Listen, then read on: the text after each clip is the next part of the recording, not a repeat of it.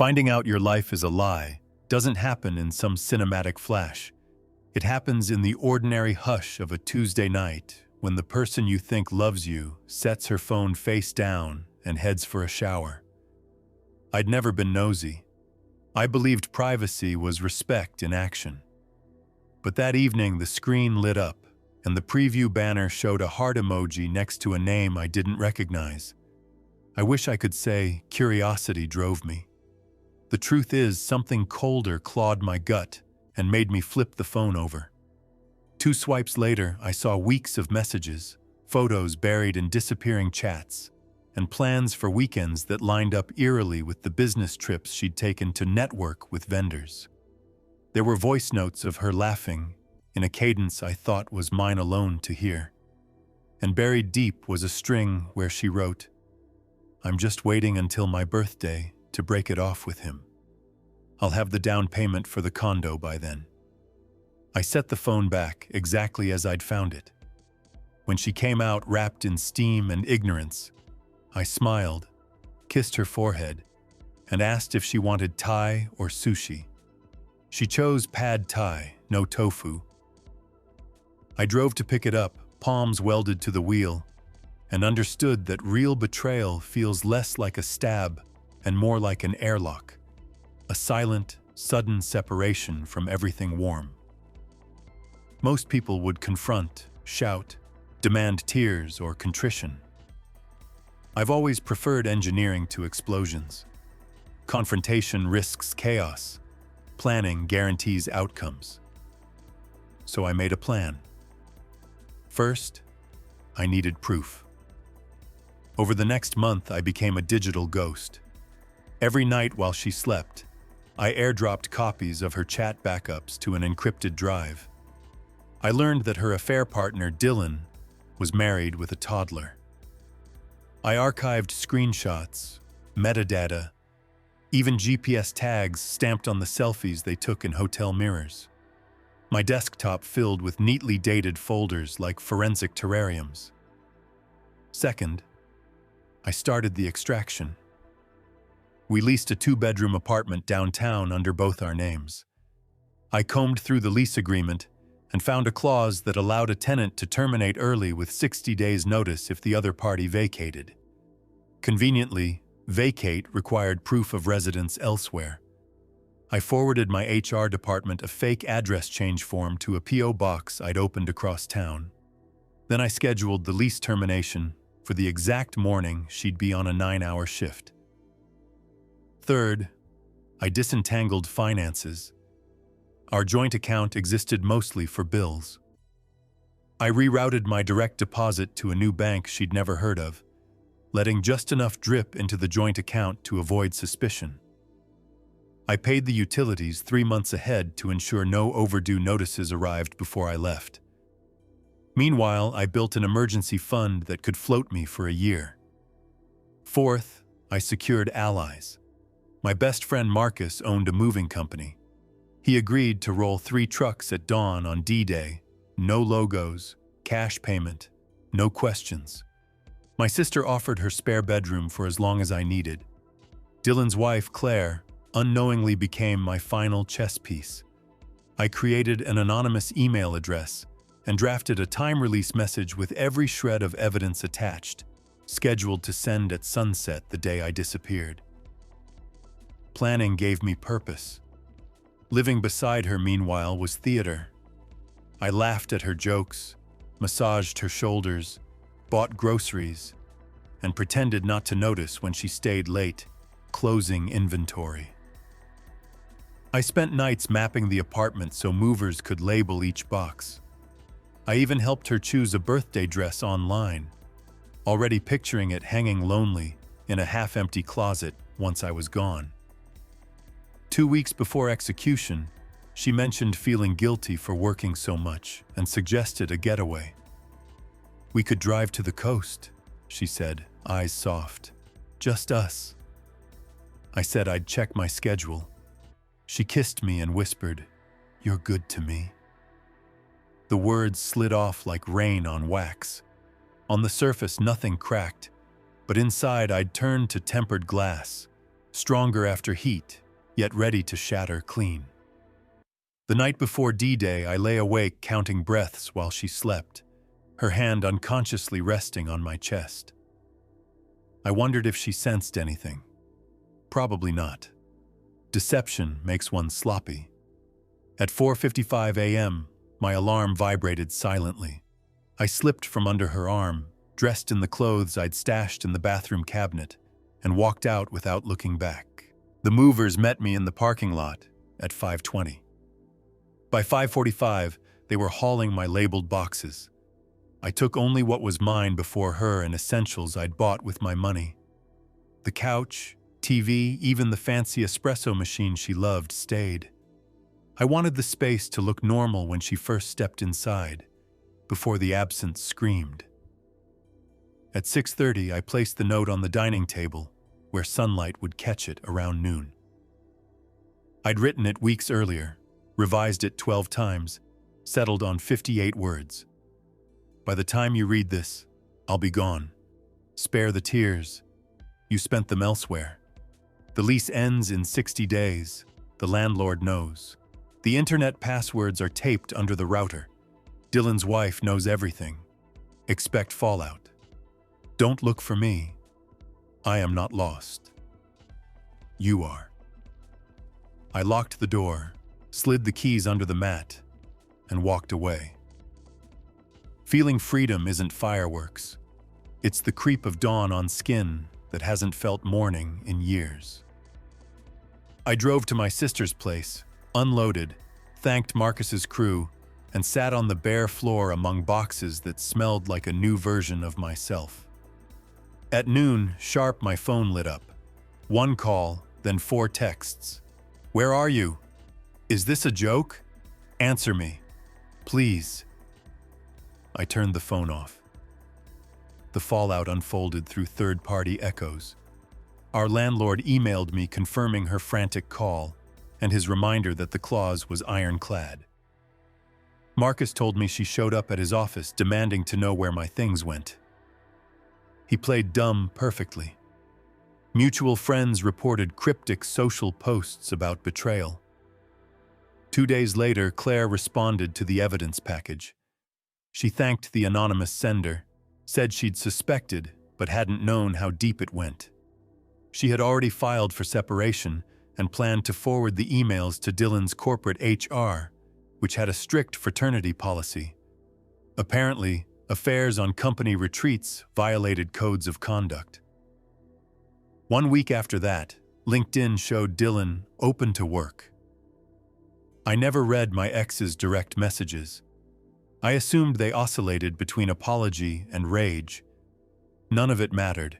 Her script no longer included me. Revenge stories online often climax in dramatic confrontations, thrown rings, public shaming, shouting in restaurants. Mine resolved in paperwork and silence, yet it was deeply satisfying because every consequence was chosen, precise, unavoidable. I hadn't aimed to ruin her life. I aimed to remove myself and let gravity handle the rest. Secrets are heavy. Once unanchored, they fall. We had been together 3 years. For most people, that's long enough to accumulate a shared language. Inside jokes about the neighbor who vacuumed at midnight. Code words for leaving boring parties. A playlist for road trips.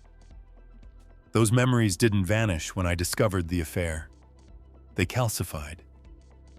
Each recollection became a labeled specimen under glass, something to study for clues I'd missed. The night we assembled IKEA shelves and she insisted on reading the instructions aloud while I sorted screws, was she already betraying me then? Or did duplicity bloom later? I'll never know, and it no longer matters. I didn't share my discovery with friends at first. Secrets require controlled environments. I adopted a neutral demeanor, nodding through conversations about future holidays and engagement rumors. Internally, I was cataloging her tells, the way her thumb flicked her screen mid-conversation, her sudden insistence on separate gym sessions, the faint citrus scent after so-called overtime. Biology tells us cortisol spikes during deception. I watched her pupils dilate as she lied about traffic. I felt pity occasionally, never mercy. While compiling evidence, I trained for misdirection. I practiced breathing exercises to keep my tone steady. I studied Dylan's online presence, corporate strategist, amateur triathlete, virtue signaling posts about integrity. The hypocrisy made for grim amusement. I created a burner account, followed his wife's public blog about motherhood, and felt the moral weight of my upcoming disclosure. Exposing him would shatter her life, but he had already done that. I was merely delivering clarity. During month 2, I accelerated operations. I photographed serial numbers of items I'd purchased so movers could identify my property quickly. I scanned receipts. I compiled a spreadsheet cross-referencing purchase dates to bank statements. Revenge is messy when it enters courtrooms. I intended to stay out of litigation by winning before any battle began. I also scripted contingency scenarios. If she returned early, I'd claim a migraine and ask her to buy aspirin across town, buying me an hour. If she checked the joint account and noticed lower deposits, I prepared a lie about tax adjustments. Irony tasted metallic, lying to a liar to facilitate liberation. But ends justify means when means are righteous. The emotional challenge wasn't anger. It was sustained performance. Smiling over dinner while she texted under the table required detachment bordering on clinical. To cope, I journaled nightly in a password-locked file, restraining myself to factual observations, not feelings. Feelings leak around logic and betray intent. Facts are silent partners. Some nights she tried intimacy. I complied mechanically, observing rather than experiencing. She must have sensed a difference, because she scheduled an appointment for us with a couples massage therapist. There, lying face down on a heated table, listening to spa music, I allowed myself to envision freedom so vividly I almost laughed. The therapist asked if the pressure was good. I said perfect. Around month 3, she began dropping hints about engagement. Her friend group arranged subtle interrogations at gatherings. So, any ring talk? I played humble, said I wanted to be financially stable first. That answer appeased them, and her eyes grew thoughtful, maybe suspicious. But she couldn't dispute my fiscal caution. She'd benefited from it. Meanwhile, I placed key documents, passport, birth certificate, diplomas, into a safe deposit box at my new bank. I backed up photos I cared about to an external drive and wiped them from the home computer. Digital hygiene is as important as physical. Leaving traces invites follow-up sabotage. 5 days before D-Day, I executed a dry run. I timed how long it took to dismantle my desk setup, coil cables, and load them into my car trunk. 7 minutes, 36 seconds. I practiced until I shaved it to 6. Efficiency reduces risk windows. On the eve of departure, we had dinner with her parents. They praised the stew she cooked and joked that she'd make a great wife. I smiled and washed dishes afterward while she chatted in the living room. Her father joined me quietly, said he'd never seen her this happy. I wished him good night with a sincerity that startled me.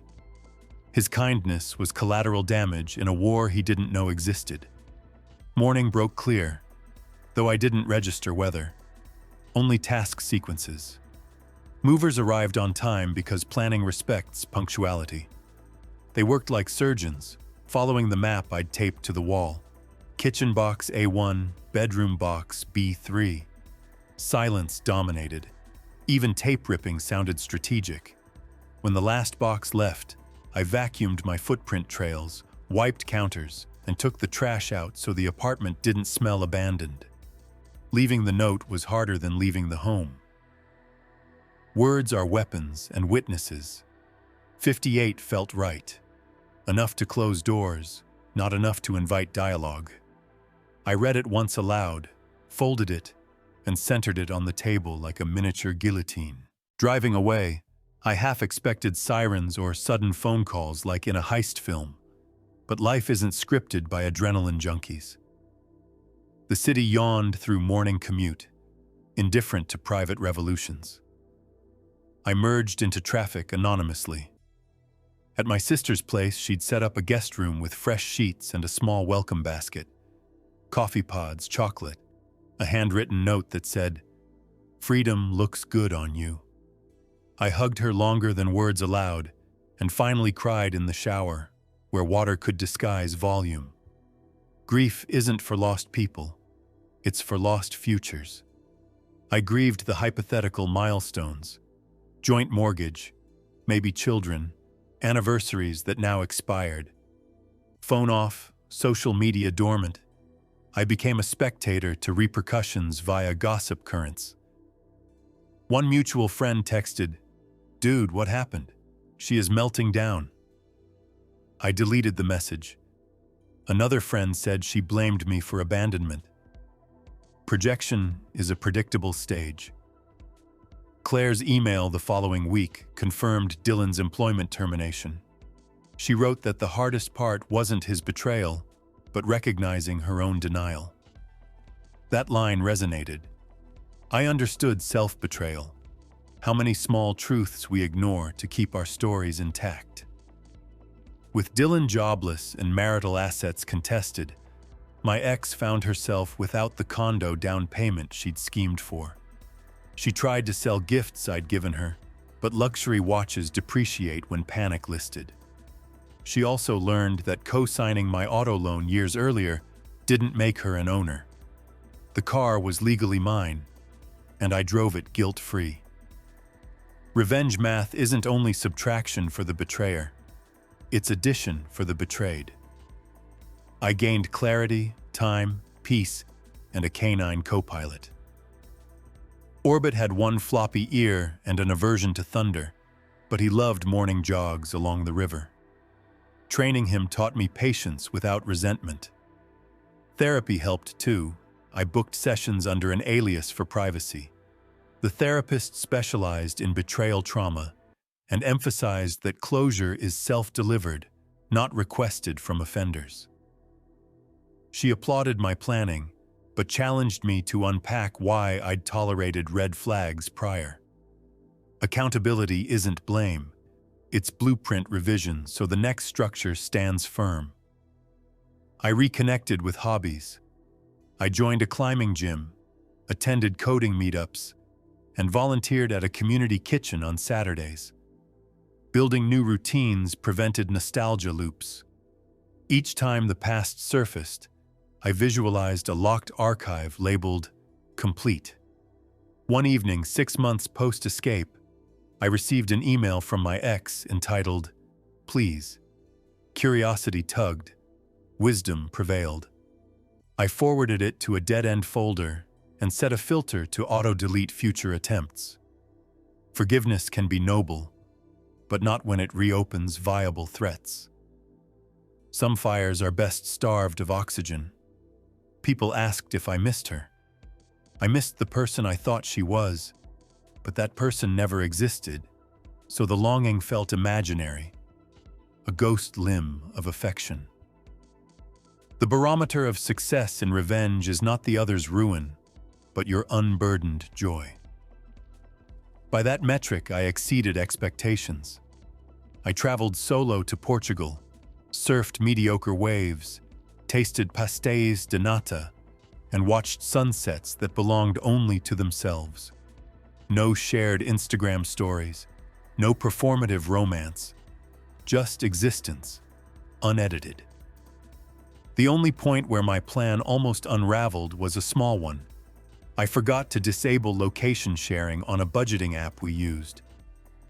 She pinged my coordinates once, realized I was blocks from her new workplace, and sent a friend to accidentally bump into me. Marcus happened to be visiting, saw the reconnaissance, and intercepted with casual conversation until I slipped away. After that scare, I performed a digital hygiene purge that would impress intelligence agencies. Enough.